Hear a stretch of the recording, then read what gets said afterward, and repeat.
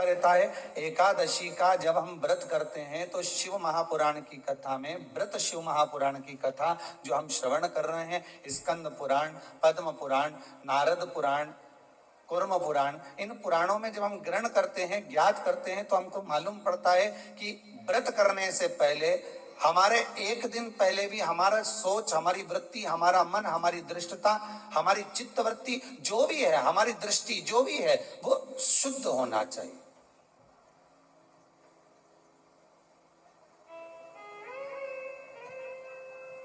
हमारा भाव शुद्ध हो, हमारा मन शुद्ध हो।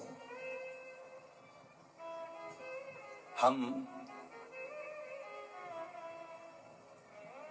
दूसरे से आशा तो रखते हैं कि ये हमको प्रेम से बात करे, हम दूसरे से आशा रख रहे हैं कि हमसे प्रेम से बात करे, हम दूसरे से आशा रख रहे हैं कि ये हमारे से स्नेह से बोले, हमारे से मीठी वाणी का प्रयोग करे। पर पहले अपने भीतर झांक कर देखो कि आप उससे कैसी बात कर रहे हैं।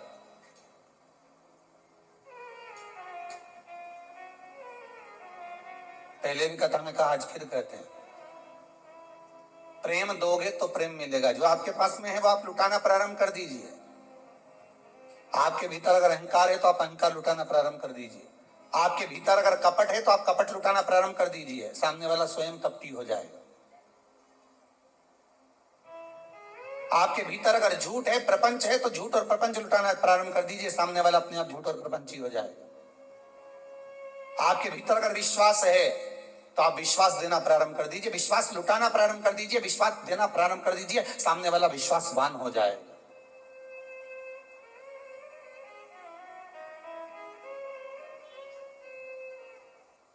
सामने वाला स्वयं विश्वासवान हो जाएगा।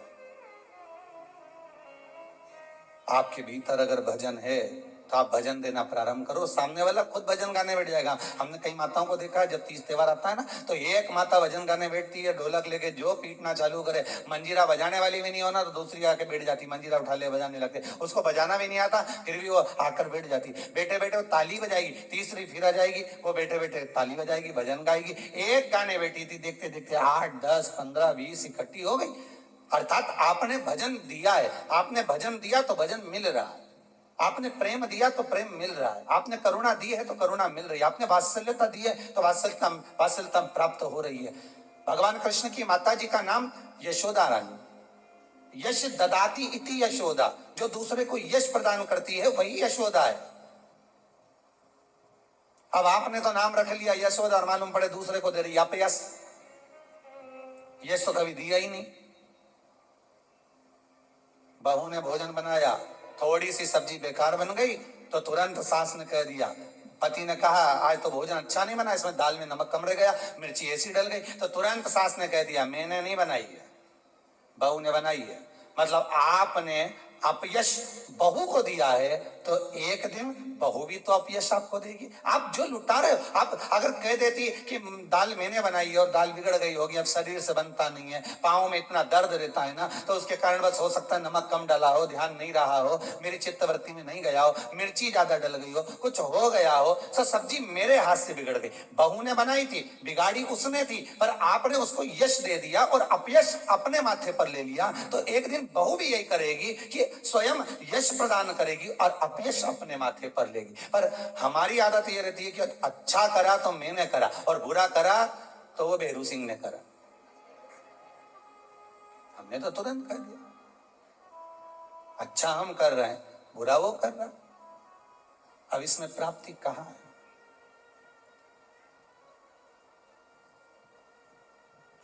इसमें सुख का भान कहां है?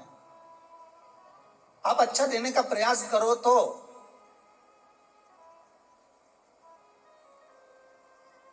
जो साड़ी कोई नहीं पहने, ना बहू पहने, ना बेटी पहने, ना कोई पहने, जब वो साड़ी बहुत दिन की रखी रही और वो साड़ी कोई नहीं पहने, तब तुमने उठाकर उसको भागवत जी पे चढ़ा दी और आशा क्या रख रही हो कि भागवत मैया ऐसी कृपा करजे हमारी झोली खुशी से भर दीजिए। भागवत मैया सोचे बता कजन कहा की इतने साल पुरानी साड़ी इधर उधर से घूम फिर के तेरे पास आई और तूने मेरे को लाके चढ़ा दी और आशा रख रही है कि भागवत मैया मेरी झोली खुशियों से भर दे। तो भागवत जी बोली कि मैंने तुझसे कहा था कि तू मुझे साड़ी चढ़ा। कभी भागवत महारानी बोलने आई तुमसे? कभी भागवत महारानी ये कहने आई कि मेरे को साड़ी चढ़ा, कि मुझे आभूषण चढ़ा, कि मुझे रतन चढ़ा, कि मुझे मानिक चढ़ा, कि मुझे सोना चांदी चढ़ा? भागवत कभी नहीं कहने आई कि मुझे ये चढ़ाना। भागवत तो ये कहती है कि तुलसी का दल हो तो समर्पित कर दो, और वो भी नहीं है तो मेरे चरणों में आकर बैठ जाओ, नमन कर लो। जब आखिरी में कथा विराम होगी तो तुलसी का दल व्यास जी महाराज तुम्हारे हाथ में पकड़ा ही देगा। तो भागवत तो ये कहती है कि प्रेम का एक पत्ता भी दिया जाए, स्नेह का एक चावल भी दिया जाए तो भगवान स्वीकार कर लेता है। प्रेम और स्नेह से भगवान स्वीकृत करता है, प्रेम और स्नेह से भगवान बढ़ा लेता है। प्रेम स्नेह से रिटर्न बढ़ा था। प्रेम का अगर भाव हो, प्रेम अगर आपके पास में है तो आपको मिलेगा, और अगर प्रेम नहीं है तो मिलेगा। जो होगा आपके पास में वो दे दीजिए।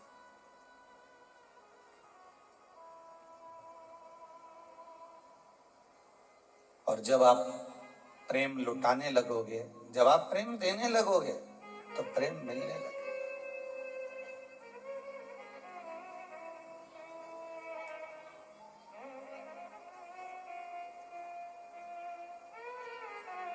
शिव बहुत सरल भाषा में समझ लीजिए, बहुत अच्छे से समझ लीजिए। शंकर भगवान ने अपनी जटा में गंगा जी को रखा और सारे विश्व के उद्धार के लिए, संसार के उद्धार के लिए शंकर भगवान ने वो गंगा पृथ्वी पर भेज दी। अब शिव जी ने आपको क्या दिया है? जम के बोलो, क्या दिए? जटा में से गंगा। आप शंकर जी को क्या दे रहे हो? जो पानी भरकर ले गए हो, लोटा भरकर ले गए हो, भले आपने उसमें गंगा का जल नहीं मिलाया, पर आप लोटा भरकर, जल भरकर लेकर गए हो, शंकर को समर्पित करा, तो भाव तो आपका गंगा का ही है कि हम शिव जी को गंगा का जल समर्पित कर रहे हैं। भाव तो आपका वही है। आप भले ना दिए हो, पर भाव आपका वही है। शिव ने गंगा दी, आपने शंकर को गंगा दी। रामेश्वरम जाकर करा क्या आपने? केवल गंगा का जल ही तो समर्पित करा है शिव। क्योंकि भोलेनाथ ने, विश्वनाथ ने, शंभू ने आपको प्रदान करा था, तो आपने उनको दिया है।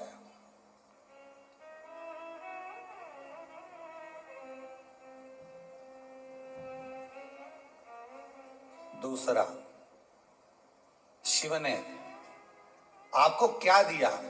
तो शंकर ने दूसरी चीज दी है हमको, सत्य। क्या प्रदान करा है? सत्य। शिव महापुराण के अंतर्गत आता है कि भगवान ब्रह्मदेव ने बारंबार असत्य बोला, हर बार असत्य बोला, आखिरी में उनका सिर भगवान शंकर ने भैरव को प्रकट करा और उनका मस्तक कटवा दिया। जिस मुख से वो झूठ बोल रहे थे, असत्य बोल रहे थे, वो मस्तक काट दिया गया।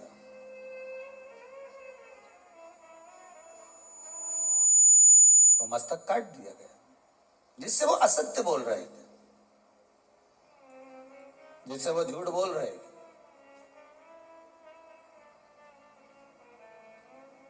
क्योंकि भगवान शंकर को अगर प्रिय है, मेरे देवाधिदेव महादेव को अगर कुछ प्रिय है तो वो सत्य प्रिय, सत्यम शिवम सुंदर।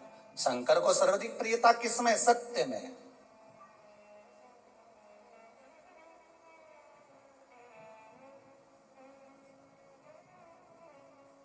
सतनाम कहो, भोलेनाथ कहो, भोलेनाथ कहो, भोलेनाथ कहो।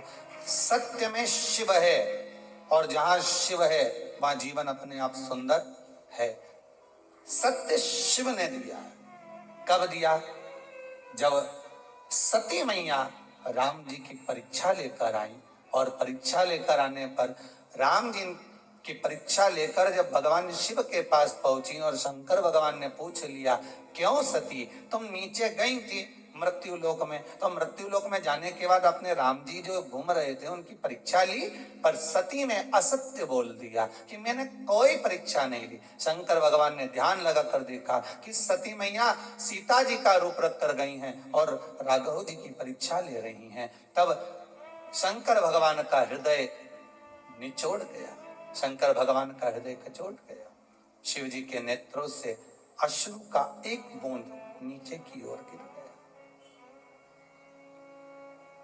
सती मां ने, माता सती ने शंकर भगवान के उसी अश्रु को अपने हस्त कमल में लिया।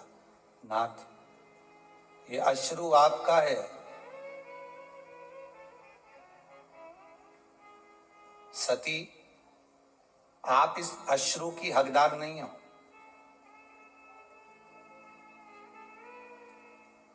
सती आप इस अश्रु की हकदार नहीं हो।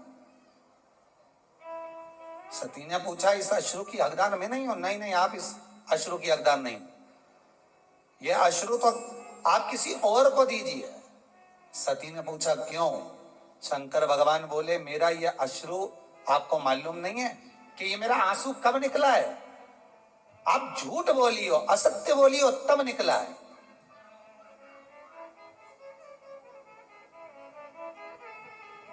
आपने असत्य कहा है, आपने झूठ कहा है, इसलिए मेरा अश्रु निकला है। सामने वाला व्यक्ति जब झूठ बोलता है, असत्य बोलता है, तो उसके सामने जिससे वो असत्य बोल रहा है, जिससे वो झूठ बोल रहा है, और उसको ये मालूम है कि सत्य नहीं है ये, तो उसके नेत्र से जो अश्रु निकलता है वही सत्य है, वही सत्य। शिव के नेत्र से जो निकला है वो सत्य है। सती मैया से कहा, इस अश्रु को आप नहीं रख सकती क्योंकि आपके पास में नहीं रह सकता, आप झूठ बोल दी हो, आप असत्य बोल दी हो।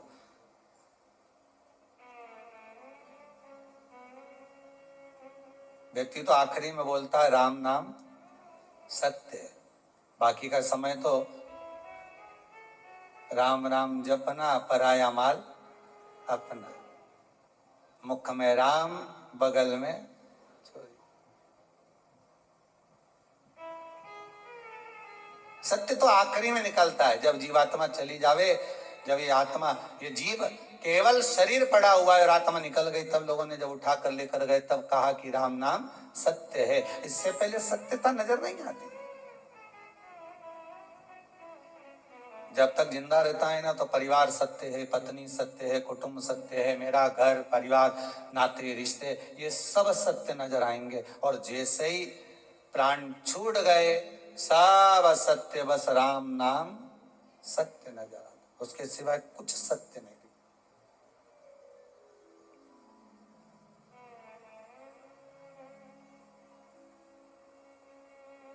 उसके सिवाय कोई सत्यता नहीं। लो सती,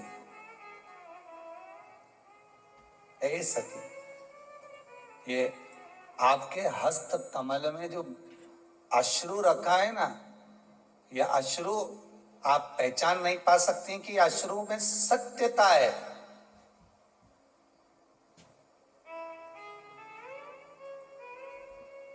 इस अश्रु को आप जान नहीं पाओगे। किसी ने एक लाइन अच्छी गाई है, शायद किसी ने गाया होगी, कोई कलाकार ने, पर अच्छा था। हजारों तरह के ये होते हैं आंसू, अगर दिल में गम हो तो रोते हैं आंसू, और खुशी में भी दामन भिगोते हैं आंसू। अब अश्रु भी हजार तरह के होते हैं। एक हो सकता है कि प्रसन्नता का भाव आ जाए, तब आपकी आंख में आंसू आ जाए, मेरे बेटे का जॉब लग गया, मेरा बेटा ठीक हो गया,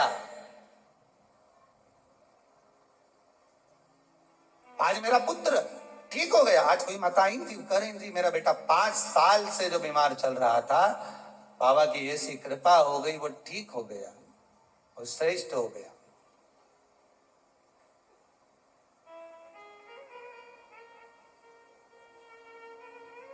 कहीं शंकर की दया हो।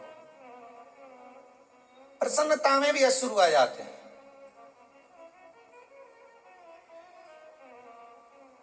जिससे मिलने के लिए बहुत समय से तरस रहे हो, बहुत समय से जान रहे हो, अगर वही माता पिता कुटुंब कबीला जिससे स्नेहता है वो सम्मुख आ जाए तो भी आंसू आ जाते।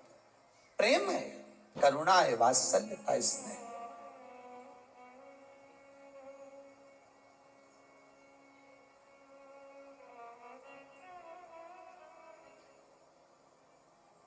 ये वात्सल्यता है, यही प्रेम है। सती अश्रु का मोल तुम नहीं जान सकोगे। अश्रु वापिस दे दीजिए हमको। सती मैया कहती है मैं अश्रु वापिस नहीं कर सकती आपको,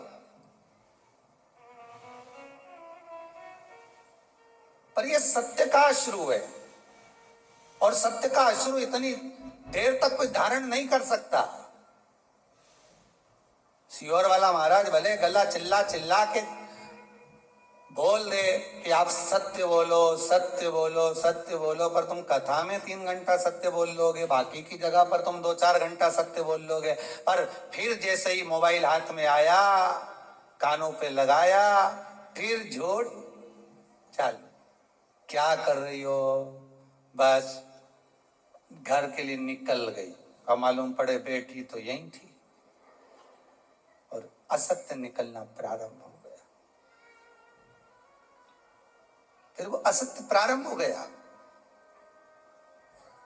सत्य को प्रमाण नहीं चाहिए साहब, पर असत्य को प्रमाण चाहिए।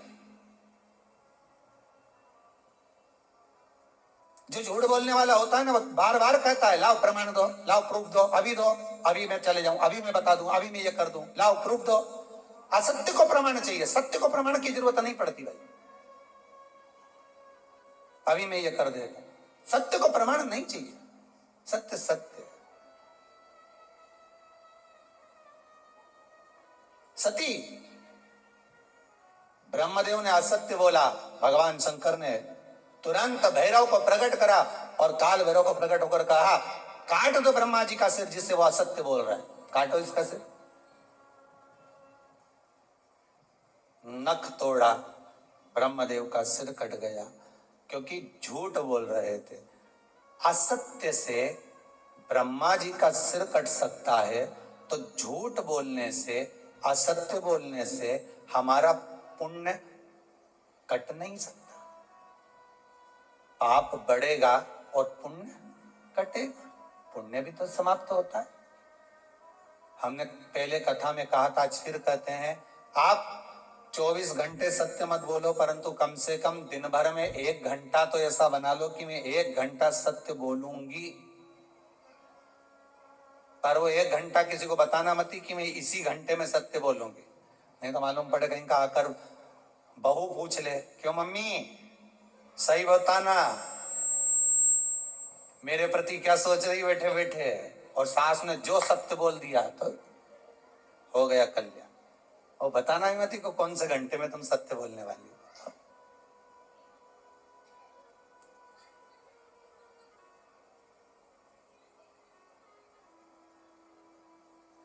जैसे गीता पढ़ने का विषय है, हृदय में उतारने का विषय। गीता, श्रीमद् भगवत गीता पढ़ो, हृदय में उतारो, अपने बच्चों को पढ़ाओ। क्यों?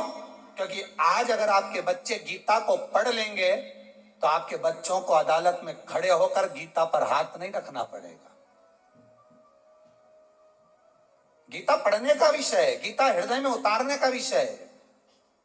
श्रीमद् भगवत गीता को अपनी चित्तवृत्ति में, अपने मन में अगर हमने उतार लिया तो हमारे घर के बच्चों को कभी अदालत में जाकर खड़े होकर गीता पर हाथ नहीं रखना पड़ेगा।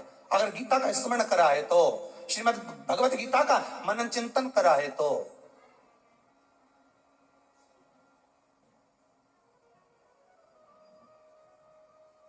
थोड़ा सा सत्य अपने जीवन में उतारो, तब जाकर जीवन का आनंद। सती लाओ, ये मेरा अश्रु मुझको दे दीजिए, ये सत्य से जो अश्रु निकला है, ये सत्य का अश्रु आप मुझे प्रदान कर दीजिए। नहीं नहीं नहीं स्वामी, मैं ये सत्य को अपने पास रखना चाहती हूँ। शंकर भगवान ने कहा, सुनो सती, अगर सत्य अगर आपने अपने पास में रख लिया तो आपको सहन बहुत कुछ करना पड़ेगा। मैं सहन करने को तैयार हूं। अगर सत्य मेरे पास में रह रहा है तो मैं सहन भी कर लूंगी। और सती ने क्या सहन करा वो आप देख लो। सती जब पिता के यज्ञ में गई और वहां पहुंची, और पहुंचने के बाद माता सती ने जब जो देखा, देखने के बाद सती ने सत्य कहना प्रारंभ करा और सत्य सुनना प्रारंभ करा, तो सती को भस्म होना पड़ा। माता सती को भी भस्म होना।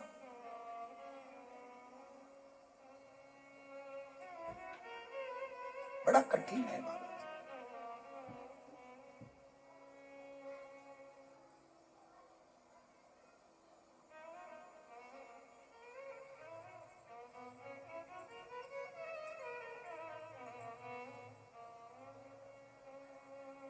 सत्य को पहचान कर सती मैया ने बारंबार शिव से कहा मैं सब सहन कर लूंगी सत्य को, आप मुझे दे दीजिए। शंकर भगवान ने अपना अश्रु, वो सत्य का अश्रु, सत्यता का अश्रु शंकर भगवान ने दे दिया सती माता।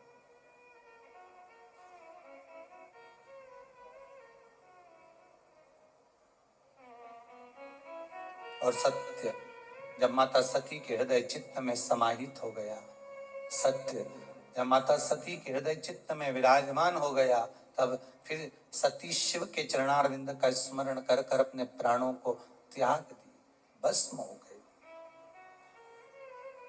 बस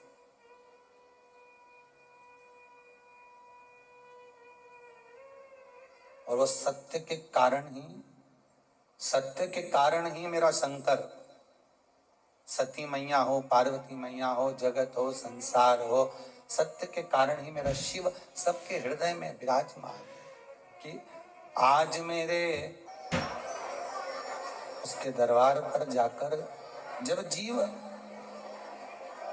करुणा करे, कृपा करे, दया करे, सागर, ये शिव ही कर सकता, कोई दूसरा नहीं कर सकता।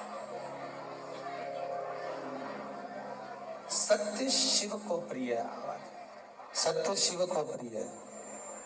और जब शंकर भगवान को सत्य प्रिय है तो उस शिव को अगर कुछ देना है तो ब्रह्मदेव को सत्य ही देना था।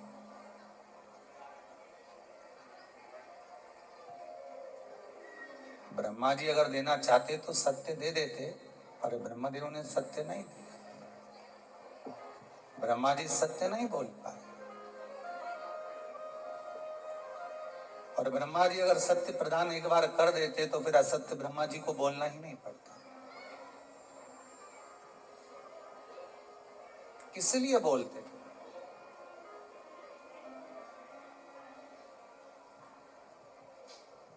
व्रत का सबसे पहला नियम, एकादशी व्रत का सबसे पहला नियम है कि आप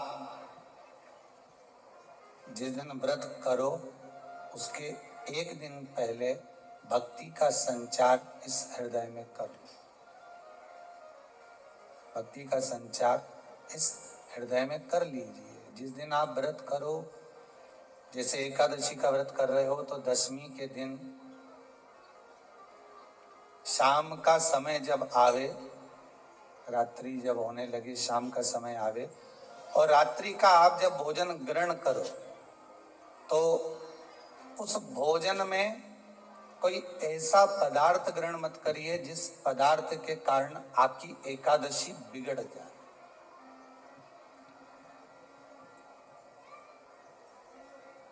कोई बेकार भोजन हमें ग्रहण नहीं करना, श्रेष्ठ भोजन ग्रहण करिए दशमी के। और एकादशी का दूसरा नियम बहुत ध्यान से सुनिएगा। जिस दिन आपकी एकादशी का व्रत हो उस दिन प्रयास करिएगा कि अपने हाथ से किसी भी वृक्ष की कोई पत्ती टूटे ना। अपने हाथ से किसी भी वृक्ष की, पौधे की, किसी भी वृक्ष की पत्ती अपने हाथ से ना टूटे। बहुत ध्यान दीजिएगा महाराज। एकादशी का ये दूसरा नियम है कि अपने हाथ से किसी पौधे की, किसी वृक्ष की, किसी डाली की कोई पत्ती टूटे ना। कोई पत्ती ना टूटे इसका प्रयास करिए।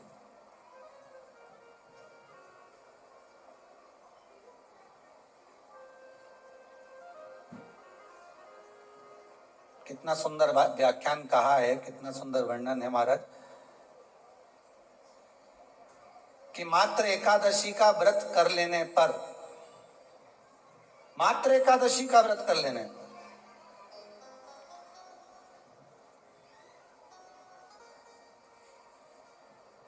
जो पूर्व में किया गया हमारा पाप कर्म है, हमने किसी जीव की हत्या करी है, हमने किसी को कष्ट प्रदान करा है, हमने किसी को अपशब्द कहा है, हमने किसी को ताने दिए, हमने किसी को आड़ा टेढ़ा कहा है, हमने किसी को गालियां दे दी है, मात्र एकादशी का व्रत ही कर लेने पर ये सारे जो दोष हैं वो समाप्त हो जाते हैं।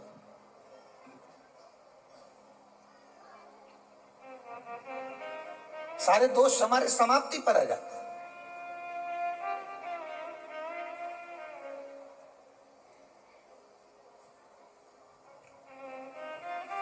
अब एक विचार करिएगा थोड़ा सा अपने मन में, अपने चित्त में, अपनी वृत्ति में एक बात उतारिएगा, एक अपने मन में एक बात को उतार कर रखिएगा कि आप अपने पाप को, अपने पाप कर्म को जिस दिन क्षीण करने वाले हो, समाप्त करने वाले हो, अपने पाप को आप जिस दिन समाप्ति पर लेकर जा रहे हो, तो उसके एक दिन पहले आपको प्रसन्नता होना चाहिए कि नहीं होना चाहिए कि कल मेरा पाप कटने वाला है, कल मेरा पाप समाप्त होने वाला है, जो मैंने पाप कर्म करा है वो समाप्त होगा, जो मैंने पाप कर्म करा है वो कल समाप्त हो जाएगा। तो एक दिन पहले आपके चेहरे पर प्रसन्नता हो कि ना हो?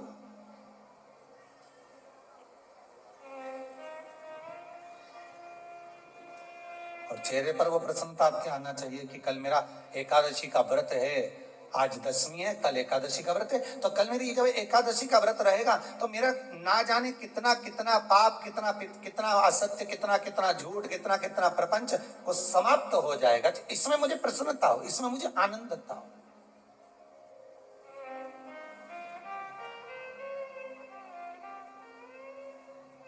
तो क्या कहा गया कि प्रयास करिएगा कि एकादशी के दिन कोई वृक्ष की, कोई डाली की, कोई कौपल की कोई पत्ती ना तोड़ी जाए। क्यों? तो कहा अगर उस पत्ती को हम तोड़ देते हैं, वृक्ष की पत्ती को या क्यारे में लगी हुई कोई डाली की पत्ती को हम तोड़ देते हैं तो एकादशी का पुण्य फल प्राप्त नहीं होता, एकादशी का कोई फल हमारे खाते में नहीं जाता, पुण्य फल प्राप्त। अब फिर भले तुम चाहे तुमने मोरदन खाया हो, चाहे तुमने फिर चिप्स खाई हो, चाहे तुमने फिर व्रत का कितना ही सामान खा गए हो और तुमने सोचा कि आज मेरी एकादशी है, तो फिर उसका कोई फल प्राप्त नहीं है, उसका कोई सुख प्राप्त नहीं है आपको, फिर उसका कोई आनंद प्राप्त नहीं है आपको, फिर उसमें कोई आनंद की अनुभूति आपको नहीं मिल रही,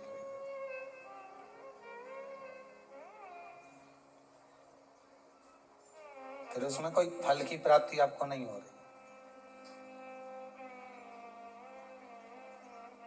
आस्था चैनल के माध्यम से जितने भी एकादशी करने वाले हैं और चतुर्थी का व्रत करने वाले हैं, बहुत ध्यान से आज की कथा सुनना कि एकादशी का आपसे आपके बच्चे पूछेंगे, मम्मी हम भगवान विष्णु का दर्शन करते हैं, हम राम जी का दर्शन करते हैं, हम कृष्ण भगवान का दर्शन करते हैं, हम भवानी माता का दर्शन करते हैं, हम शंकर जी का दर्शन करते हैं, हम सारे देवी देवताओं का दर्शन करते हैं, पर ये एकादशी माता तो कभी नजर ही नहीं आती। पूछेंगे कि नहीं पूछेंगे कि तुम जिस एकादशी का व्रत करते हो इनका जन्म कहां से हुआ, कहां जन्मी थी? एकादशी की जन्मस्थली कहां है? भाई भगवान कृष्ण की जन्मस्थली तो मथुरा है, श्री राम जी महाराज की जन्मस्थली बोल दो जम के अयोध्या है।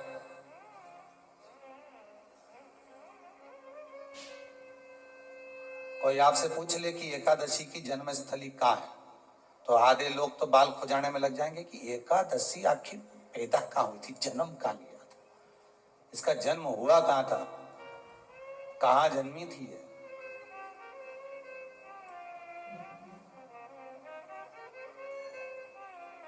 इसका जन्म स्थल है कहां? और अगर मान लो जन्म स्थल एकादशी का है,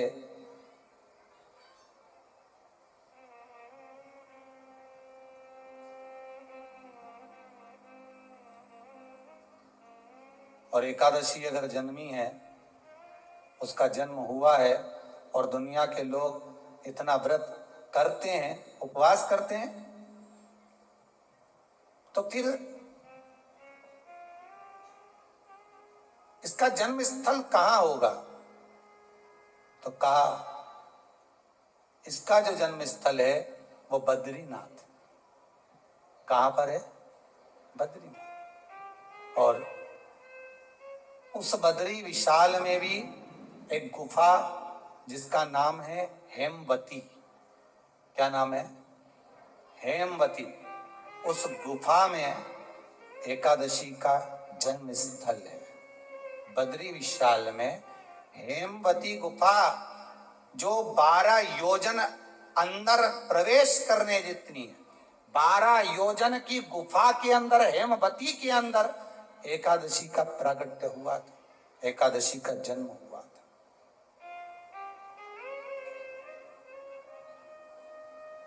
अब तो बता सकते हो ना कि कोई पूछे कि राम जी का जन्म अयोध्या में हुआ, भगवान कृष्ण का जन्म मथुरा में हुआ, और कोई पूछ ले आपका जन्म कहाँ हुआ था, अपन कह सकते हैं ना सीहोर में हुआ हमारा।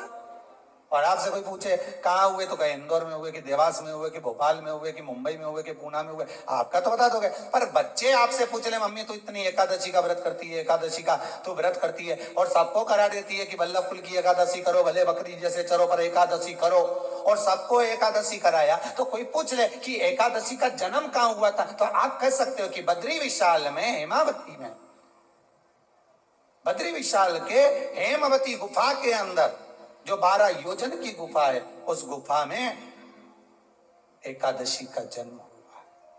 कब हुआ?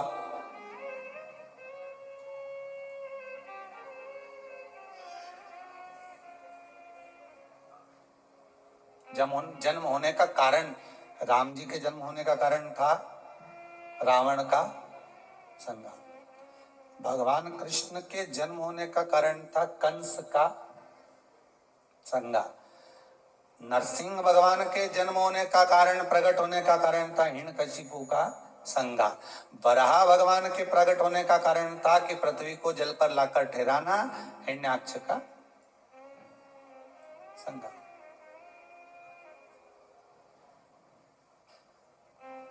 तो फिर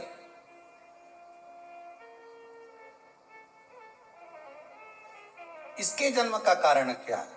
तो कहा इसके जन्म का केवल एक कारण है। सतयुग में, अब एक और बात का बहुत ध्यान दीजिएगा महाराज, सतयुग एक बार नहीं हुआ कि तुम सोचो कि सतयुग के बाद में द्वापर, त्रेता आ गया, त्रेता के बाद द्वापर आ गया, द्वापर के बाद कलयुग। एक सतयुग नहीं है, एक त्रेता नहीं है, एक द्वापर नहीं है, ना जाने कितने कितने सतयुग निकल गए, ना जाने कितने कितने द्वापर, त्रेता, कलयुग, ना जाने कितने निकल गए।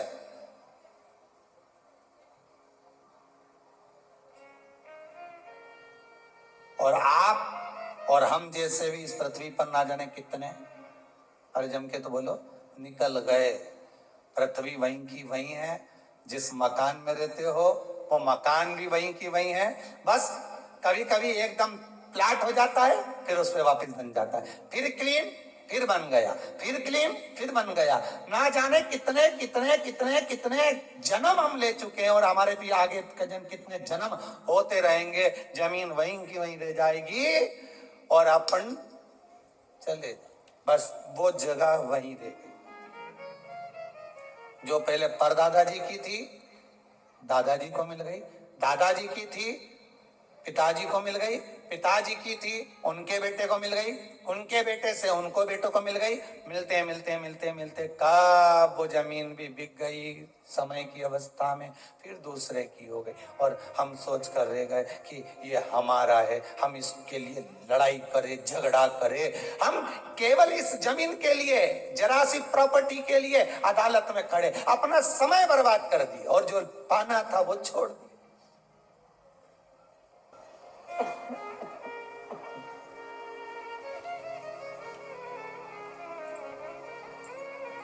जो पाना था वो छोड़ दिया।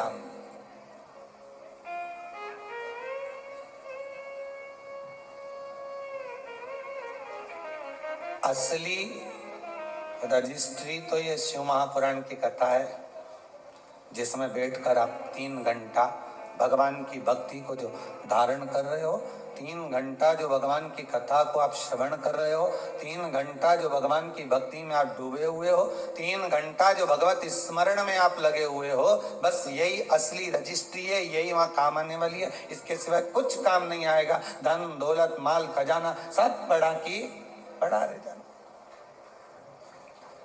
सब धरा की धरा।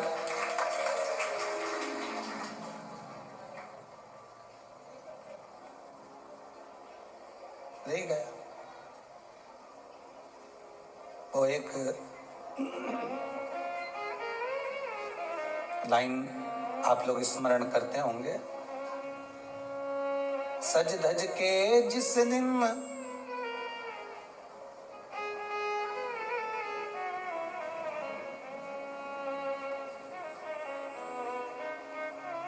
सज धज के जिस दिन मौत की शहजादी आएगी, न सोना काम आएगा न चांदी आएगी। अलमारी में धरा की धरा रह जाएगा, लॉकर में पड़ा की पड़ा रह जाएगा। लॉकर में पड़ा की पड़ा है, अलमारी में धरा की धरा है। कपड़े भी सारे घड़ी बने की बने रहे, कपड़े भी धरे की धरे रह गए और सब पड़ा रह गया। कि छोटा सा तू कितने बड़े अरमान हैं तेरे, मट्टी का तो सोने जैसे मान है तेरे। मट्टी की काया एक दिन मट्टी मिल जाएगी, न सोना काम आएगा न चांदी आएगी, न सोना काम आएगा न चांदी आएगी। सज धज के जिस दिन मौत की शहजादी आएगी, न सोना काम आएगा न चांदी आएगी, न सोना काम आएगा न चांदी आएगी। सब पड़ा रह जाएगा, धरा की धरा रह जाएगा, सब पड़ा की पड़ा रह गया, जीव चला गया। झगड़ा करा, लड़ाई करी, विवाद करा, खूब झगड़े पर मिला क्या? इतनी सी जमीन है, इतनी।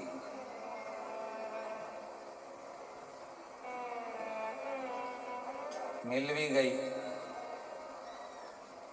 हो गया, मान लो तुमको मिल गई लड़ाई झगड़ा में।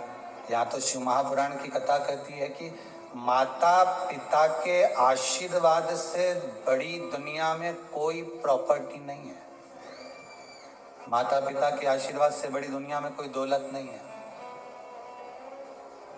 कि जिस घर में माँ बाप की इज्जत नहीं होती, उस घर में देखना कभी बरकत नहीं होती। सही प्रॉपर्टी, सही जमीन, सही जायदाद, सही धन, सही दौलत, सही संपदा तो माता पिता का आशीर्वाद है।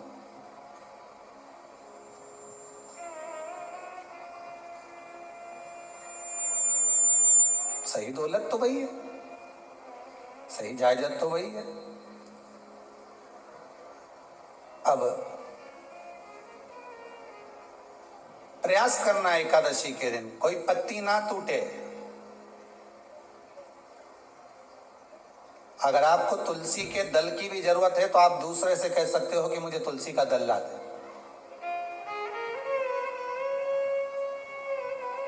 पर मेरे हाथ से मैं किसी को कष्ट ना दूं।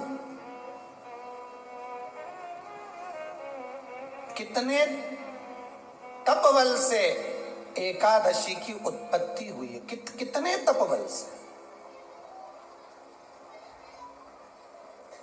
महाराज सतयुग एक नहीं आया, ना जाने कितने सतयुग आ गए। द्वापर एक नहीं आया, ना जाने कितने द्वापर। त्रेता एक नहीं, ना जाने कितने त्रेता। कलयुग ना जाने कितने हुए, और अपने जैसे भी ना जाने कितने। तो कभी कभी तुम अहंकार भी मत करना। अपने भीतर ये अभिमान नहीं आना चाहिए कि आपके बराबर कोई दान नहीं कर सकता। किसी के भीतर ये अहंकार ना आए कि हमारे बराबर कोई ये नहीं कर सकता, हमारे बराबर ये कोई बोल नहीं सकता, हमारे बराबर ये कोई होड़ नहीं कर सकता। नहीं नहीं, अहंकार को छोड़ दो।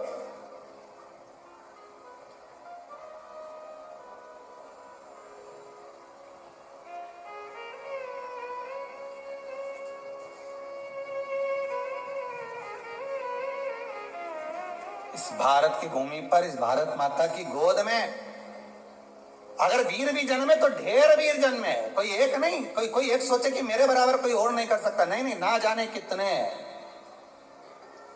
इस भारत माता की गोद में अगर दानी भी जन्मे तो ना जाने कितने। कोई ये ना सोचे कि मेरे बराबर कोई दान नहीं कर सकता। इस भारत माता की गोद में सुंदर भी जन्मे तो इतने, कोई ये ना कह सकता है कि मेरे बराबर कोई सुंदर नहीं है। और इस भारत माता की गोद में कलाकार भी जन्मे तो इतने, कोई ये नहीं कह सकता कि इसके बराबर कोई नहीं।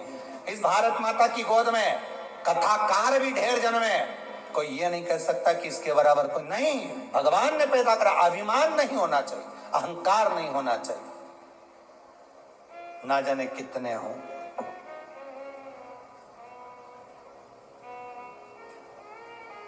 ना जाने कितने।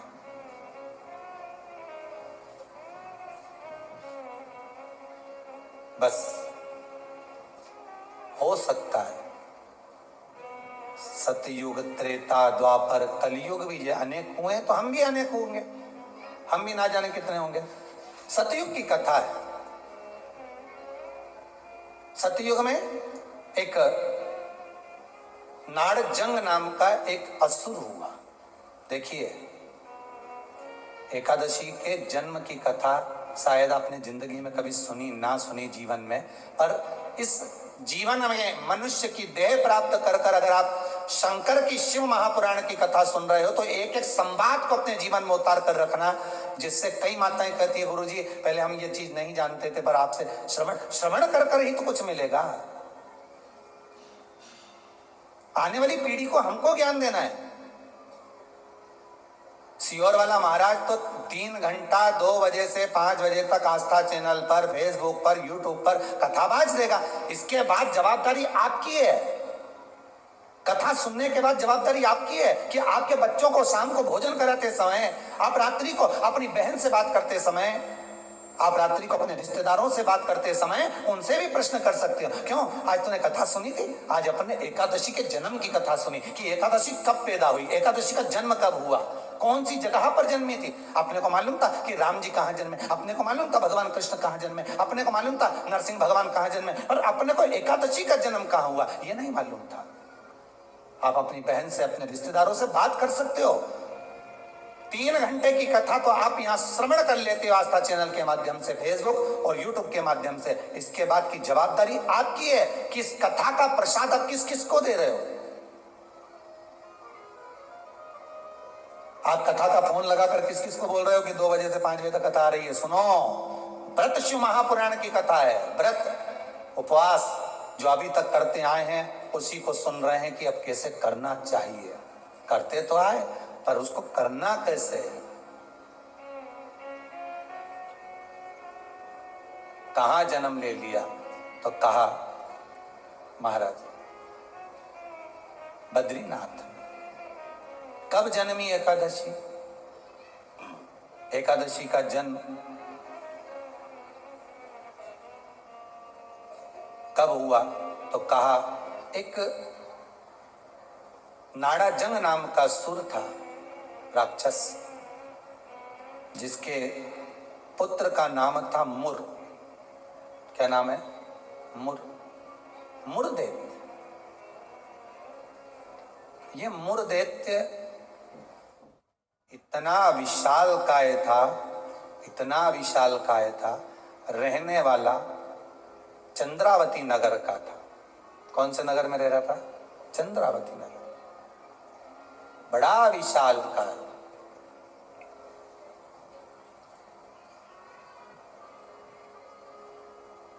इसमें बल इतना था, इतना बल था कि एक दिन मुरदैत्य ने तप साधना कर कर, दान पुण्य कर कर, स्मरण कर कर सारा पुण्य अपने खाते में रख लिया। आपको कल कथा में कहा था, उद्यापन करना मतलब उतने व्रत का पुण्य अपने खाते में जमा कर लेना, फिर वो समाप्त नहीं हो सकता। उस पर सील ठप्पा लग गया मतलब ये प्रॉपर्टी तुम्हारी हो गई। उद्यापन करना मतलब ये इतने व्रत तुम्हारे खाते में चले गए। अब ये व्रत तुम किसी को ना तो कहीं जा सकते हैं ना छिन्न हो सकते, क्योंकि इसका तुमने उद्यापन कर दिया, उस पर सील ठप्पा लग गया, उसकी रजिस्ट्री हो गई, वो आपका हो गया।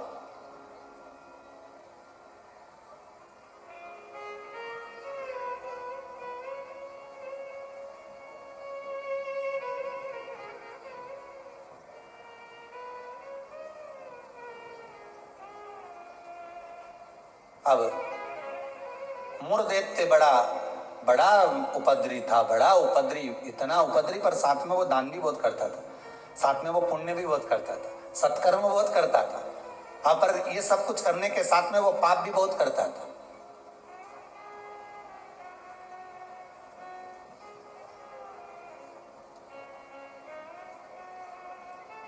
बहुत पाप करता था, पुण्य के साथ में पाप भी बहुत करता था।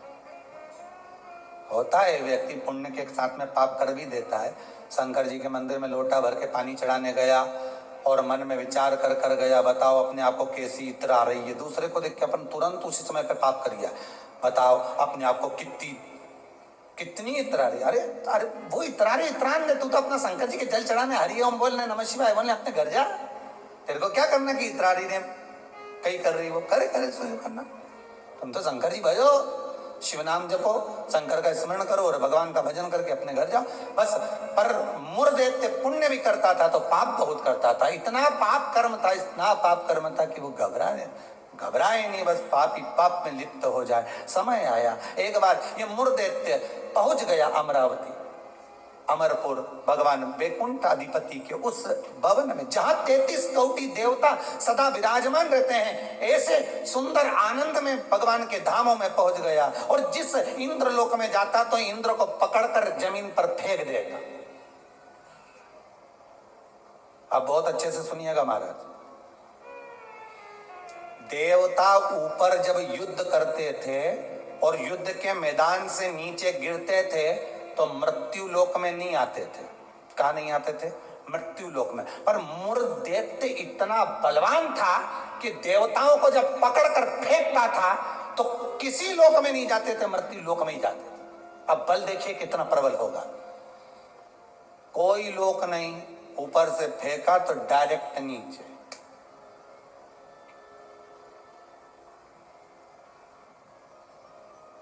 सीधे नीचे।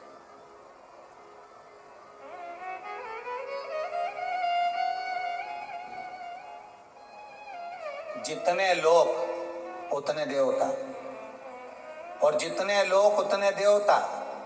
अब इसने सोचा इतने सारे देवताओं को अलग अलग गिराने कब तक जाऊंगा, तो इसने क्या करा, आज चढ़ गया सारे लोकों पर और लोकों पे चढ़कर जो नृत्य करना प्रारंभ करा, जम जम के नाचना, तो सारे लोक हिलने लगे और जितने उसमें 33 कोटि देवता रह रहे थे सब मृत्यु लोक में गिर गए। अब सारे लोक में किसका राज्य हो गया? जम के बोलिए जरा, उस मुरदैत्य का। सारे लोग खाली, मुरदैत्य का राज्य। सारे देवता इकट्ठे होकर शंकर भगवान के पास में गए, क्योंकि मृत्यु लोक में आ गए तो मृत्यु लोक में कहां जाएंगे। आपको पहले भी कथा में कहा, मृत्यु लोक में जन्म हुआ है आपका, आप पृथ्वी पर जन्मे हो। और मृत्यु लोक में जन्म लेने के बाद अगर आप मन में सोचो कि हम शंकर की आराधना क्यों कर रहे हैं, अरे मृत्यु लोक में जन्म लेने के बाद शंकर की आराधना ही मूल है, शिव की आराधना ही जरूरी है।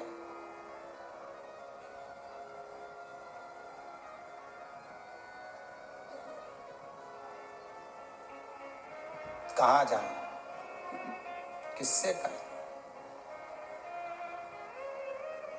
बैकुंठ लोक के अधिपति भगवान विष्णु, ब्रह्म लोक के अधिपति भगवान ब्रह्मा, इंद्र लोक के अधिपति इंद्र, यम लोक के अधिपति यम, मृत्यु लोक के अधिपति महादेव है, भगवान शिव है।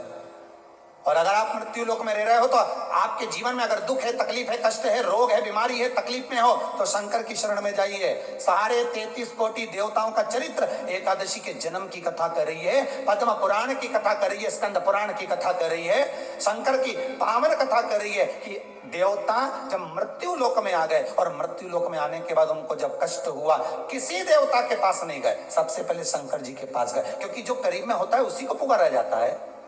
एक बहू पूना में रह रही है और एक बहू तुम्हारे साथ में रह रही है और तुम्हारा पेट दुखे या चक्कर आ रहे हैं तुमको, तो क्या पूना वाली को फोन लगा के बोलोगी बहुत चक्कर आ रहा है?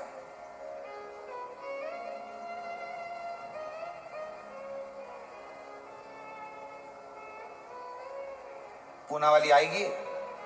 अरे बोलो जम के तो बोलो। मुंबई वाली आएगी? वह इंदौर वाली जो जहां रह रही है वो नहीं आएगी। और जो जिससे कहना था उससे तो कहा नहीं, जो पास में रह रही है, जरा सी देर में आवाज लगा देती, दरवाजा बड़ी देती, घंटी बजा देती, चिल्ला कर बोल देती, फोन कर देती, आवाज लगा देती और कह देती बेटा जल्दी आप, बहू दौड़ कर आ, दौड़ कर आ, दौड़ कर।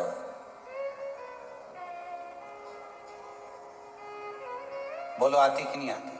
कितना भी झगड़ा हो, कितनी भी लड़ाई हो गई हो, तो भी किसी को तकलीफ में है तो ऐसी कोई बहू नहीं होती जो दौड़ कर ना आए। तकलीफ में होगी, भले कितना भी झगड़ा कराओ, कितनी भी लड़ाई करी हो, कितना भी विवाद हो, दौड़ के आ गए और आई तुरंत, क्या हो गया मम्मी? बस मेरे को चक्कर आ रहा है। अब तुमने पूना वाली को बुलाया, इंदौर वाली के बुलाया, बड़नगर वाली के बुलाया, ने पीपर ठाउन वाली के बुलाया, ने नीमच वाली के बुलाया, सब क्या बुलाया तुमने, पर तुमने उसको नहीं बुलाया जो पास में थी।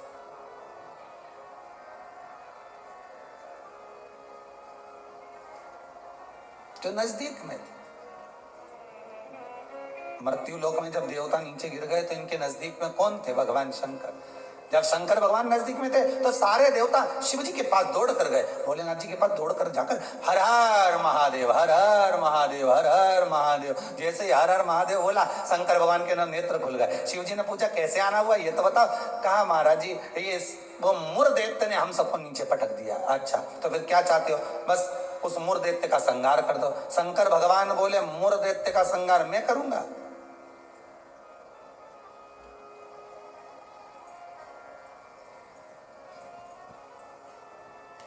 मैं नहीं कर सकता।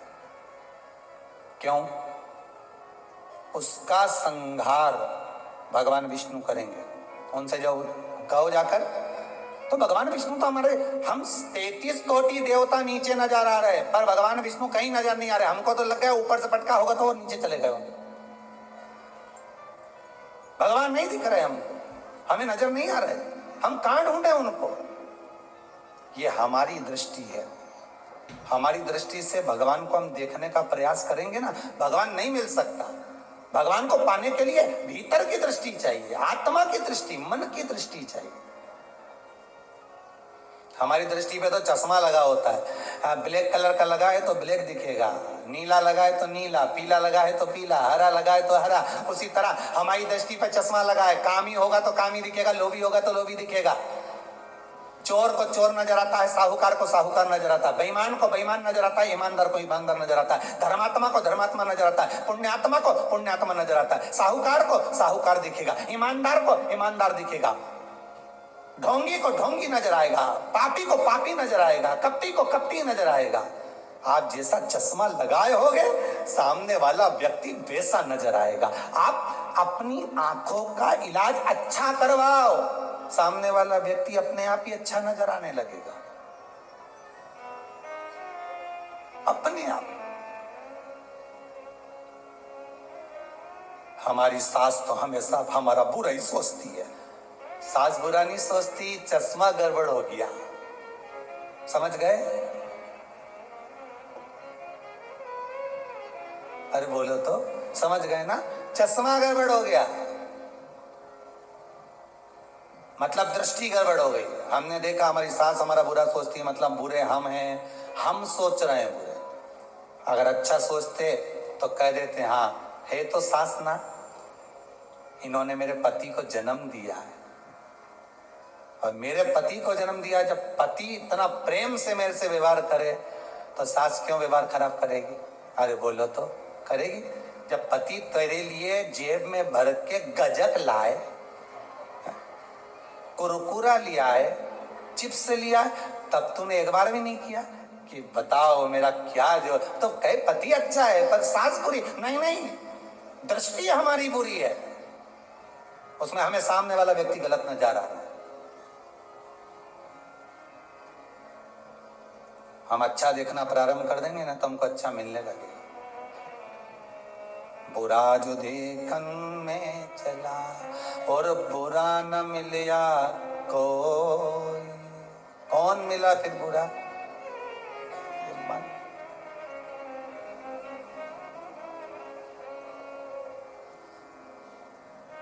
इस मन को बुरा करना। मैं नहीं मार सकता मुर्देत्य को, भगवान विष्णु मारेंगे। भगवान विष्णु कहाँ मिलेंगे? क्षीर सागर में शयन कर रहे हैं, जाइए। सारे देवता पहुंच गए क्षीर सागर। प्रभु कृपा करिए। भगवान विष्णु ने पूछा क्या हुआ? वो मुर्देत्य ने आक्रमण कर रखा है, सबको उठा उठा के पटक दिया, एक भी नहीं बचा, सारे लोग खाली पड़े। अच्छा फिर मां कौन बेटा है? तो क्या मुर्देत्य बेटा अकेला? आओ।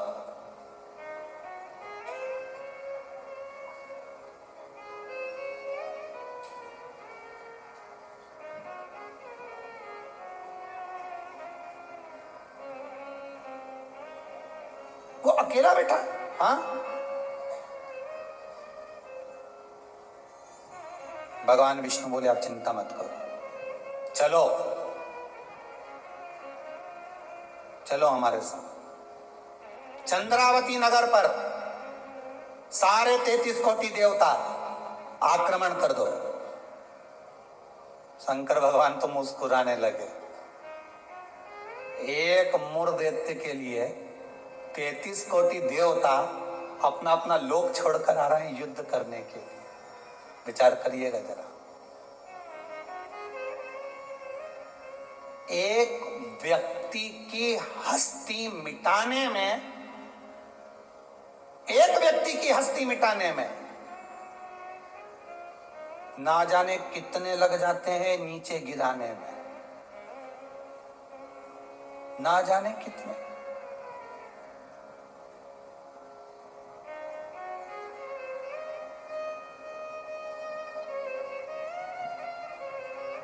जब व्यक्ति मर जाता है तो दुनिया के लोग रोते हैं, बेचारा मर गया। और जो मर गया उसको वापिस जिंदा कर दे भगवान तो फिर खो जाते हैं, फिर उठ गया, वापिस उठ गया। फिर ना जाने कितना मेहनत करेगा, कितना कमाएगा, ना जाने कितनी बिल्डिंग बना लेगा, ना जाने कितना धन जोड़ लेगा, खो गए। मरा तो रो गए। संसार का नियम है। एक व्यक्ति की, मुर्दैत्य की मात्र हस्ती को मिटाने के लिए सारे आ गए, पर 33 कोटि देवता 15 मिनट नहीं लगे मुर्दैत्य को। 15 मिनट में मुर्दैत्य ने सारे देवताओं को हिला दिया, भाग गए। सारे 33 कोटि देवता भाग गए। तब भगवान विष्णु अकेले युद्ध के मैदान में थे, अकेले युद्ध के मैदान। और अकेले भगवान विष्णु जब युद्ध के मैदान में युद्ध प्रारंभ करा, भगवान ने उठाया सुदर्शन चक्र और भगवान ने उठाकर सुदर्शन चक्र को फेंका। मुर्दैत्य के जितने जितने असुर थे, जितने राक्षस थे, सबका संहार करने के लिए फेंका। फेंक तो दिया, सारे जितने असुर थे वो मर भी गए, पर मुर्दैत्य इतना प्रबल था कि उसने एक फूंक मारी, सबको जीवित कर दिया। भगवान विष्णु आश्चर्य में पड़ गए, गजब गजब। एकादशी के जन्म की कथा है।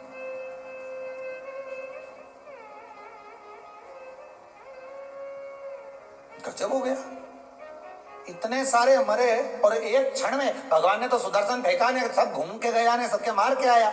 उनके तो 1 घंटा, आधा घंटा, 15 मिनट, 10 मिनट, 5 मिनट लगे होंगे। इसने तो एक फूंक मारी, जो यहां से चालू करा, हैप्पी बर्थडे टू यू, एक फूंक में सब निपटा दिया। ले सब जाग गया सब। जैसे वो 11 साल हुए तो लोग 11 मोमबत्ती जला। हमारे यहाँ तो कहीं नियम नहीं है, हिंदू धर्म के शास्त्र के अनुसार ये नियम नहीं है कि मोमबत्ती को बुझाओ कि दिया बुझाओ। हमारे यहाँ तो जन्मदिन मनाओ तो दिया जलाओ। और पहले बात तो जन्मदिन मनाओ तो पहले सोच के मनाओ कि 14 साल के हो गए, मतलब भगवान के करीब जाते जा रहे हैं। करीब 35 साल के हो गए, मतलब 36वें में लग गए, उसकी ओर करीब पहुंच गए। जैसे जैसे उम्र बढ़ती जा रही है, तुम तो केक काट रहे हो, ऊपर तो नगाड़े बज रहे हैं। भेरू आने वाला है, ऊपर नगाड़े बज रहे हैं। 68 का हो गया, गांव के लोग जन्मदिन मना रहे हैं, ऊपर कह रहे तैयारी कर लो रे, थोड़ा और बचा है, आने वाला।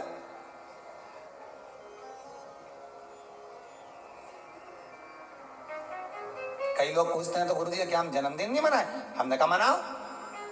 तो आप तो ऐसा बोलते हैं। हमने कहा जन्मदिन मनाना मतलब हम तो समझ जाते हैं कि ये जन्मदिन इसलिए मना रहे हो क्योंकि तुम्हें खुशी है भगवान के पास जाने की, इसलिए मना रहे हो कि अब हम भगवान की ओर करीब हो गए, हम और करीब हो गए, हम और करीब हो गए। अरे जन्मदिन आता जाए तो विचार करते जाओ कितने साल निकल गए। ना राम नाम लीनो ओ तूने भरी जवानी में, तो डूब के मर जा रे चुल्लू भर पानी में। अरे काहे जन्मदिन मनाओ तो विचार करिए कि हमारा जन्मदिन हम क्यों मना रहे हैं, किस लिए मना रहे हैं, कहाँ जा रहा है। हमारा समय निकले चले जा रहा है। ना राम गाए ना कृष्ण गाए ना शंकर का स्मरण करा, यूं ही गवा दिया। और बच्चा कुचा था तो जन्मदिन आदि रात को मेन रोड पे गाड़ी को खड़ा करके बोनट पे केक रख के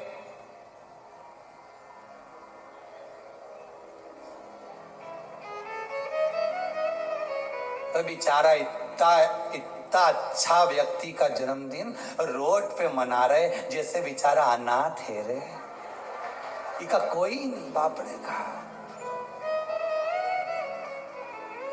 उसके घर में उसकी मम्मी है, उसके घर में उसके पिताजी हैं, उसके घर में उसका भाई है, उसके घर में पूरा परिवार है, और जन्मदिन कहाँ मना रहे? रोड पे। हैप्पी बर्थडे टू यू, क्योंकि अनाथ है तो जन्मदिन रोड पे मन रहा है। अगर अनाथ नहीं होता तो जन्मदिन उसके माता पिता को खड़े रखकर मनाते कि इस माता ने जन्म दिया है तेरे जैसे बेस्ट फ्रेंड को, इसको जन्म दिया है, इस माता ने मेरे दोस्तों को जन्म दिया। खुश होते कि माता पिता ने जन्म दिया। सबसे पहले जन्मदिन पर अगर पूजन करना है तो माता पिता के गले में माला पहनाओ कि इनने तुम्हें जन्म दिया है, तुम्हारे जैसा व्यक्ति इसने पैदा किया है, तुम्हारे जैसे जीव को इसने जन्म दिया है। तुम्हें जो दोस्त मिला, तुम्हें जो फ्रेंड मिला, जो तुम्हें, समझ गए, भेरू के भेरवी ने भेरवी के भेरू मिल गया। तो जिस जन्मदिन की खुशी उनके सामने मना।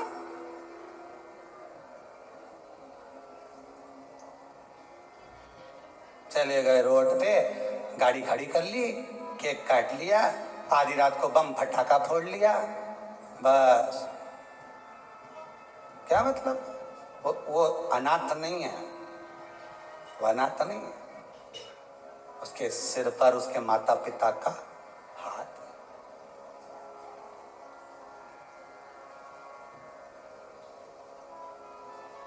है। एक फूंक मारी केक की,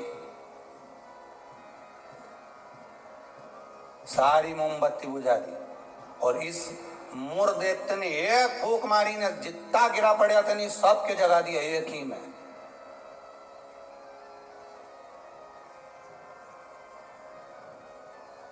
मेरे को तो लगे वो कहीं कहीं का बाबा जोगी और नहीं हो, नहीं जिसके यहाँ झाड़ा लगवाने लोग जाए, एक फूंक मार दो,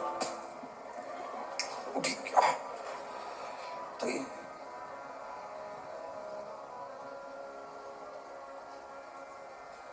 देखा ये फूक में उठ गया।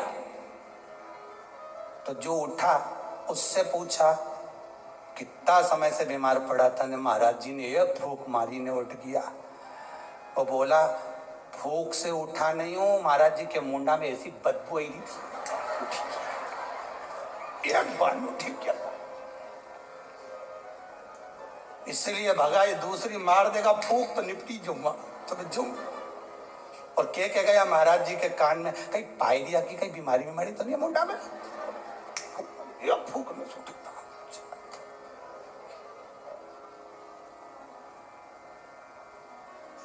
अब अभी महाराज जी ने उसको मारी थी, अब महाराज जी खुद के मार के देखो फूक।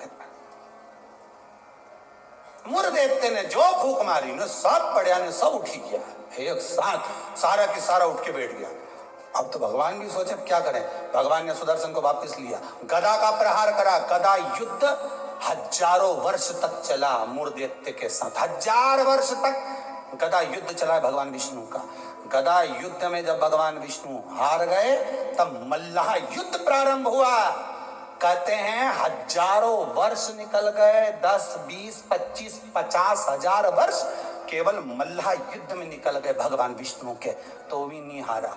आखिरी में भगवान विष्णु की हापड़ी थोड़ी ऊंची, भगवान विष्णु को लगा कि ये हार नहीं रहा। भगवान विष्णु थक गए क्योंकि ये मुरदैत्य तो पत्थर जैसा था और मेरे नारायण कमल जैसे कोमल थे।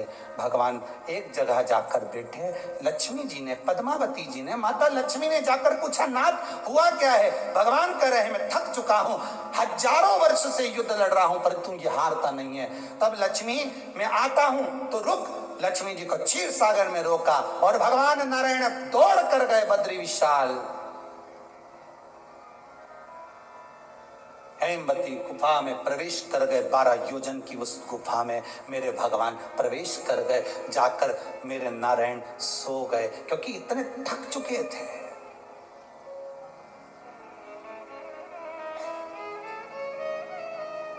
इतने थक गए थे और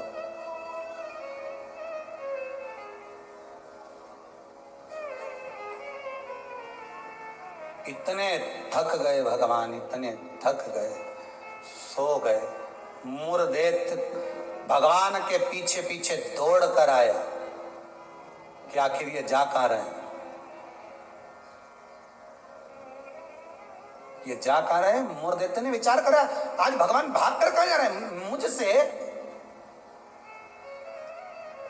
केवल वो काल्यावन को देखकर भगवान युद्ध का मैदान छोड़कर नहीं भागे थे, यहाँ मुरदैत्य को देखकर भी भगवान युद्ध का मैदान छोड़कर भागे थे। भगवान का नाम था रणछोड़ राय। कहाँ जा रहे हैं, किस जगह जा रहे हैं, चले।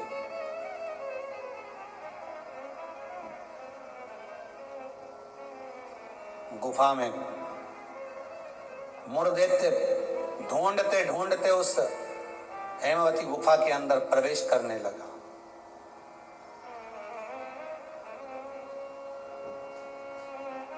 वहां पर हेमवती गुफा में जैसे ही प्रवेश करा उस समय पर पाप पुरुष, कौन सा पुरुष है, पाप व्यक्ति का जो पाप होता है जब वो पुण्य वाली जगह पर जाता है, सत्कर्म वाली जगह पर जाता है तो उसका जो पाप पुरुष है, उसका जो पाप है वो उसके सामने आकर खड़ा हो जाता है। बहुत ध्यान देना, क्यों कहते हैं कि मंदिर जाओ, क्यों कहते हैं तीर्थ जाओ, क्यों कहते हैं सत्संग में जाओ, क्यों कहते हैं कथा स्मरण में बैठ जाओ, क्यों कहते हैं। हमारा जो पाप है वो हमसे, जैसे ही हम तीर्थ गए, जैसे ही हम भजन में गए, जैसे ही हम कथा में गए, जैसे ही हम कीर्तन में गए, जैसे हम स्मरण में गए, जैसे ही भगवान की भक्ति में हम पहुंचे, हमारा पाप जो हमारे सम्मुख में था, हमारे साथ में था, वो पाप हमसे दूर हो जाता है। और मुरदैत्य के सामने वही पाप पुरुष आकर खड़ा हो गया। अंदर प्रवेश कर रहे थे मुर्दे, पाप पुरुष ने रोक दिया, कहां जा रहे हो तुम? तुम्हें मालूम नहीं तुम कहां प्रवेश कर रहे हो? तुम्हें ज्ञात नहीं है क्या? ज्ञात है। मैं भगवान विष्णु को ढूंढने जा रहा हूं, उनके साथ मेरा युद्ध हो रहा था। अच्छा, मैं भगवान विष्णु को ढूंढने जा रहा हूं क्योंकि उनके साथ मेरा युद्ध हो रहा था। पाप पुरुष ने रोक दिया, अंदर नहीं जा सकते क्योंकि अंदर पुण्य है। आप रुको भाई, रोक दिया। जब मुरदैत्य ने पाप पुरुष को हटाया और अंदर प्रवेश करने लगा, 11 दिन तक, एकादशी दिन तक, 11 दिन तक पाप पुरुष और मुरदैत्य दोनों की बात संवाद हुई है। पाप सामने है, मुरदैत्य प्रवेश कर रहा है, बीच में पाप अड़ा पड़ा है। और वहीं बस उस 11 दिन में क्या हुआ कि 11 दिन में भगवान विष्णु के शरीर से एक स्त्री ने जन्म ले लिया। एक कन्या ने, एक स्त्री ने, एक नारी प्रकट हो गई। नारी प्रकट है। मार्गशीर्ष मास कृष्ण पक्ष एकादशी के जन्मदिन की तारीख बता रहा है। जैसे भादो कृष्ण अष्टमी किसका जन्म है? भगवान कृष्ण का। चैत्र की नवमी बोलते जाओ, राम जी का। कोई आपसे पूछे कि एकादशी का जन्म कब हुआ था? मार्गशीर्ष मास की सुंदर कृष्ण पक्ष की एकादशी के दिन, जब 11वां दिन था भगवान को सोते हुए, तब भगवान के शरीर से एक कन्या ने, एक स्त्री ने जन्म लिया। 11वें दिन जन्मी, इसलिए भगवान आगे इसका नामकरण संस्कार करेंगे, उसका नाम एकादशी रखेंगे।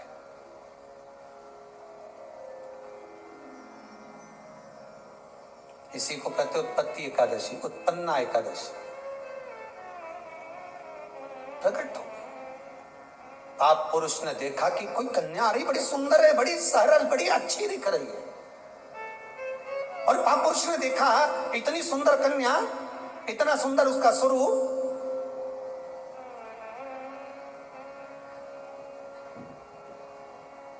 कईयों के मन में बड़ा प्रश्न होता है महाराज जी, कई माताएं बहुत प्रश्न करती हैं, कहती हैं गुरुजी क्या एकादशी का व्रत केवल वेदव्य नारी करती है? क्या एकादशी का व्रत केवल संत करते हैं, साधु करते हैं? नहीं नहीं, एकादशी का व्रत तो जन्म लिया बच्चे से लेकर मृत्यु के घाट पर पड़ा हुआ व्यक्ति भी एकादशी का व्रत कर सकता है। अपनी एकादशी स्वयं करो, मरने के बाद दूसरे लोग एकादशी दें, उससे अच्छा है कि अपना अकाउंट में खुद जमा करते चलो। तो बुरे वक्त में थोड़ा बहुत कहीं ना कहीं अपने का यमदूत आ गया, यमराज आ गया और उसने कहा लाओ एकादशी दो। अब तुम तो इंतजार में बैठी कि अभी बारवा तो होने दो। तो क्या बारवा के कहीं करेगी? तो क्या बारवा के हमारा छोरा उन्हें एकादशी देगा? तुम खड़े रहो। अब 10 दिन तक तो इंतजार करा। गरुड़ पुराण में लिखा है जीवात्मा के जब प्राण छूटते हैं, किसी के प्राण छूटे, प्राण छूटने के 10 दिन तक जीवात्मा घर की अटारी पर रहती है। अब 10 दिन के बाद तो जाएगी। अब तुम तो कह रही अभी रुक जाओ रे, अभी कहाँ जा रहे हो? अभी एकादशी मेरे को मिलेगी, हमारा छोरा देगा, बहू देगी, बड़ी बहू देगी, छोरा देगा, पोता देगा, पोती देगी, नाती देगा, पंती देगा। और पंडित जी जब बैठे संकल्प दिलाया, बोलो तुम्हारे दादाजी के कितनी एकादशी दोगा? तो क्या हमने 5 दी, कोई के हम 14 दी, कोई के हम 10 दी, कोई के हम 3 दी, कोई के हम 2 दे दिए। तो कहीं दादाजी कहीं भिखारी था? ये दादाजी की कथा नहीं, अपनी कथा। अपन क्या भिखारी है जो दूसरे की एकादशी लेकर जाएंगे?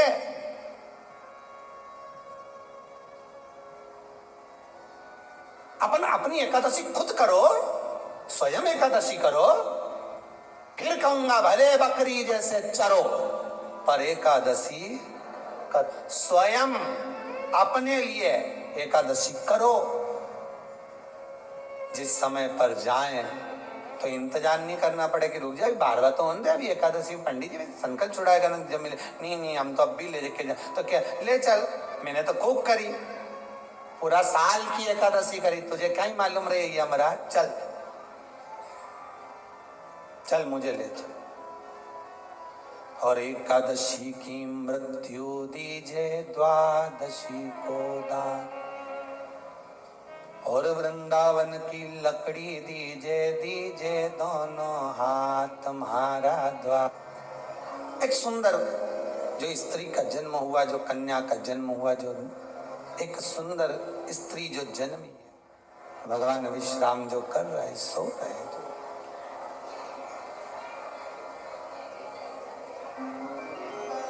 प्रकट हो गए। एकादशी का जन्म मार्गशीर्ष मास कृष्ण पक्ष एकादशी उत्पन्ना, उत्पत्ति एकादशी प्रकट। पाप पुरुष एकादशी को देखा, भाग गए। कितना सुंदर व्याख्यान वर्णन है, जरा ध्यान दीजिएगा कि मात्र एकादशी का दर्शन ही पाप पुरुष ने करा और वो भी भाग गया। घर में अगर कोई एक व्यक्ति एकादशी का व्रत करता है तो उसके घर में पाप प्रवेश नहीं करता। ये देखिए कितना सुंदर व्याख्यान। पाप पुरुष भागा। मुरदैत्य सामने खड़ा था।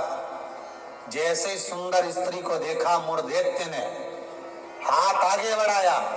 इतने में एकादशी माता ने तुरंत जो हाथ का धक्का दिया कि मुरदैत्य ने जैसे देवताओं को नीचे पटका था, वैसे ही मुरदैत्य भी भूमि पर गिर पड़ा। बहुत ध्यान देना, अगर आप किसी को नीचे गिरा रहे हो तो अपनी भी तैयारी पूरी कर कर रखना कि तुम भी कहीं ना कहीं नीचे गिरोगे।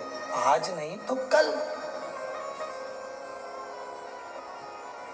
आप किसी के लिए खड्डा खोद रहे हो, तैयारी रखना, एक दिन आपके लिए भी तैयारी होता है। घर में एक बूढ़े पिताजी रहते थे, तो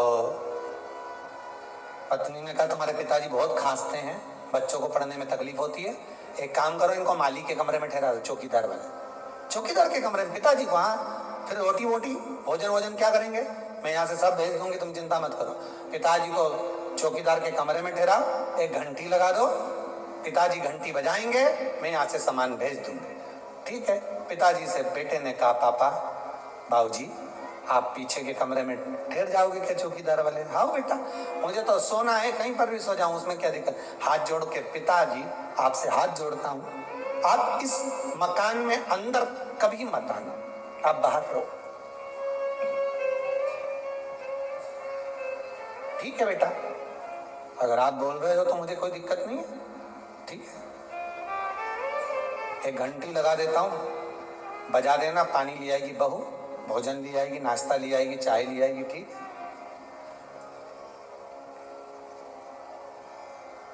घंटी लगा दी, पिताजी घंटी बजाते, बहू सामान भेज देती।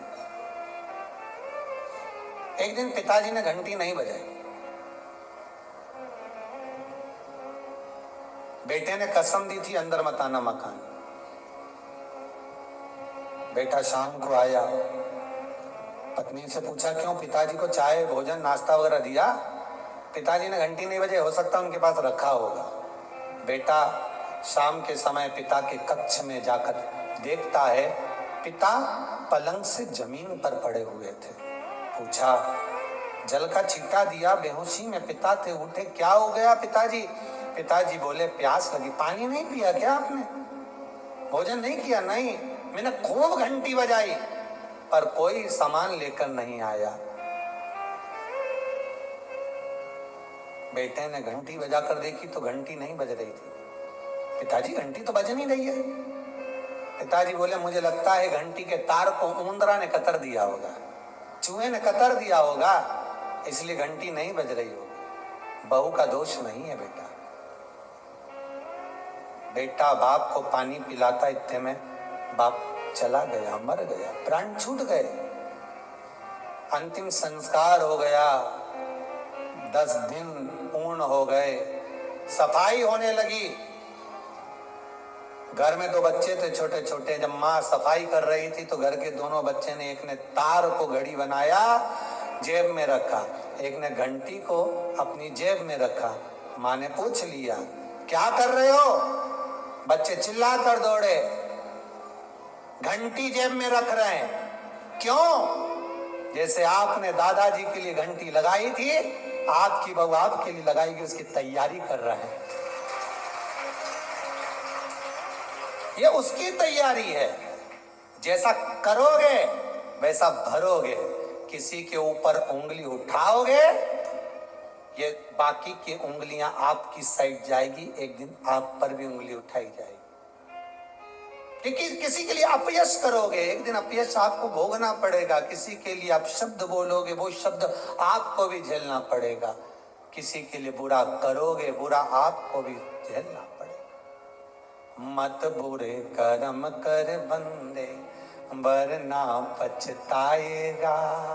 भगवान की आंखों से तू बच नहीं पाएगा, तू बच नहीं पाएगा। कब तक बचोगे?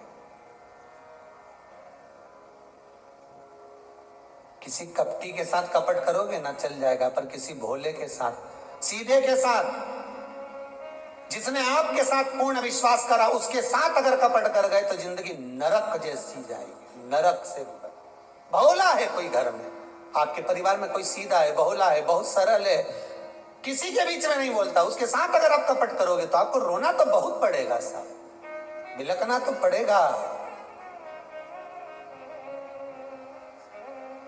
बहुत। अब एकादशी ने धक्का दिया, नीचे गिर गया। कहते हैं 1 वर्ष लग गया था उस मूढ़ दैत्य को उठने में, जो धक्का एकादशी ने मारा था। कई एकादशी ऐसी ने एक धक्का जो मारे नहीं तो अच्छा निपटी जाए। पाप, कपट, छल, बेईमानी, प्रपंच, ये तो उठे ही नहीं दादा एकादशी के दिन। ये सब दुबक के बैठ जाए, आज एकादशी है, आपने बोलना ही नहीं। ऐसे हर एकादशी पे एकादशी आ जाए तो तुम काहे बोले उसे?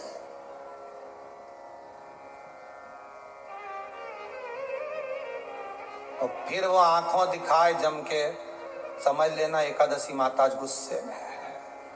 तो क्यों बोलने जाओ तुम उसको? जो धक्का दिया उठा ही नहीं, उठा फिर आया झगड़ा करने के लिए। एकादशी ने जो पछाड़ा, कहते हैं सिर के इतने टुकड़े हो गए थे कि बीनना भी मुश्किल थे मुर्दैत्य के। प्राण छूट गए। पाप पुरुष सामने आकर खड़ा हो गया। फिर आया। एकादशी ने तो केवल अपने केश का एक भाग हवा में उड़ाया, इतने में तो पाप पुरुष भागा, भगवान के पास जाकर उठाया। उठो उठो प्रभु, बहुत देर सो लिए, उठ जाओ जरा जल्दी उठ जाओ। भगवान बोले तू कौन है?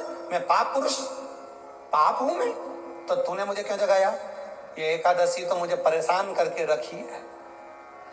घर घर में लोग एकादशी करे और मुझे प्रवेश नहीं करने दे। अब तुम बताओ क्या करूं? भगवान ने कहा चिंता मत कर, अन्न के अंदर जाकर बैठ जा। एकादशी के दिन जो अन्न खाएगा, बस पाप पुरुष उसी में प्रवेश कर जाएगा। पाप पुरुष उसी में प्रवेश करेगा, तू अन्न के अंदर जाकर बैठ जा। ठीक है, मैं अन्न के अंदर भगवान के नेत्र खुले, एकादशी को देखा, इतनी सुंदर एकादशी थी साहब। इसलिए शास्त्र कहता है कि जितनी एकादशी होती है, 26 की 26 एकादशी का अगर आप वर्णन करेंगे, 26 की 26 एकादशी का यदि आप स्मरण करेंगे, तो एक एक एकादशी का अगर नाम स्मरण करें तो कितना कितना सुंदर। चैत्र के महीने में 2 एकादशी, कामदा, पाप मोचन। बैसाख में 2, वरुथनी, मोहिनी। ज्येष्ठ महीना अपरा, निर्जला। आषाढ़ योगिनी, देवशवनी। श्रावण महीने की कामिका, पुत्रदायिनी। भादो महीने की अजा, परिवर्तनी। अश्विनी महीने की इंद्रा, पापकुशा। कार्तिक महीने की रमा, प्रबोधनी। मार्गशीर्ष मास की उत्पन्ना और मोक्षदा, पौष महीने की सफला और पुत्रदा, माघ महीने की परतिला और जया, फागुन महीने की विजया और आमल की एकादशी, अधिक मास की पद्मनी और परमा। कितने सुंदर नाम है। अब इस नाम से पहचान करो, निर्जला, कितनी सुंदर नाम। अब नाम इतना सुंदर है तो एकादशी कितनी सुंदर होगी।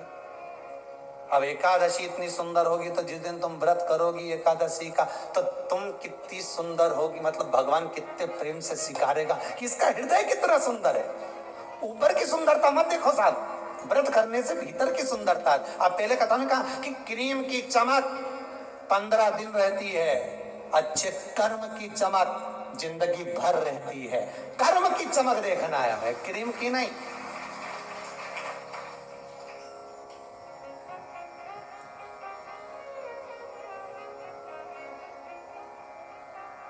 एक क्रीम वालों पे तो केस लगा देना चाहिए कि हम इससे काले थे अभी तक गोरे नहीं हुए। 50,000 रुपए की पूरी क्रीम पोत ली, जैसे कि जैसे ही है। 50,000 तुम लगाओ, 1,00,000 वापिस लिया। हमने 50,000 की क्रीम लगाई, तुमने लिखा था उसमें एकदम सुंदर हो जाओगे, गोरे हो जाओगे। टीवी पे तो फोटो ऐसा दिखाओ 1 मिनट में बस यूं लगाए नहीं गोरी हो जाए। और हम तो पूरी सालों लगाते लगाते हो गए अभी तक जैसा कि जैसा, ये जैसा कि जैसे ही लिया, कहीं अंतर ही नहीं आया। तो बताओ, तुम बताओ गोरा कब होंगे? तो क्रीम वाले भी कह देंगे रे हमने तो शिव पुराण सुनी थी, बाहर की चमक से हमें कोई मतलब नहीं। हमने तो शिव पुराण में सुना था कि भीतर की चमक चाहिए। क्या करे बाहर की चमक का? ये चमक ये दमक फुल्ल बन में महक सब कुछ सरकार तुम ऐसे है। अभी बाहर की चमक का करोगे क्या? 2 तरह का पार्लर होता है, ब्यूटी पार्लर 2 तरह का। एक आपके घर के बाहर भी होगा, जहां जहां पर रहते हो ना, जिस शहर में रहते हो, जो कथा सुन रहे हो टीवी पे, आस्था पर या मोबाइल पे सुन रहे हो, जिस मोहल्ले में कॉलोनी में रहते हो वहां लिखा रहता होगा ब्यूटी पार्लर। अब उस पार्लर में और एक पार्लर ये भी है शिव पुराण का, बस अंतर इतना है, उस पार्लर में लड़की का श्रृंगार होता है, बाहर का श्रृंगार होता है जिससे पति रीत जाता है। और इस शिव महापुराण के पार्लर में आत्मा का श्रृंगार होता है जिससे महादेव रीत जाता है। पार्लर यह भी है, पार्लर वो भी है। वो बाहर का है, ये भीतर का है। इसमें आत्मा का श्रृंगार होगा। अब आज तुम लोग जब कथा सुन के उठो ना और कहीं जाओ और कोई तुमसे पूछे कहाँ गई थी, दिखी नहीं, तो कहना पार्लर में बैठी थी। तो क्या बता 90 साल की 80 साल की और पार्लर में बैठी? हाँ, बस अंतर एक ही है उस पार्लर में, उस पार्लर में। जो वो बाहर वाला पार्लर होता है ना, तो वो ऐसी ककड़ी धर के बिठा दे एक जैसे पोत के, और यहाँ कुछ नहीं धर के बैठा है। इस पार्लर में जो बैठे हो ना शिव महापुराण के, इसमें कुछ धरने की जरूरत नहीं है। यहाँ तो मन परमात्मा के चरणों में धर दो, बस इतना चाहिए। और भगवान जो श्रृंगार करेगा उसके आगे दुनिया का कोई श्रृंगार नहीं हो सकता। सब ठीक है। परमात्मा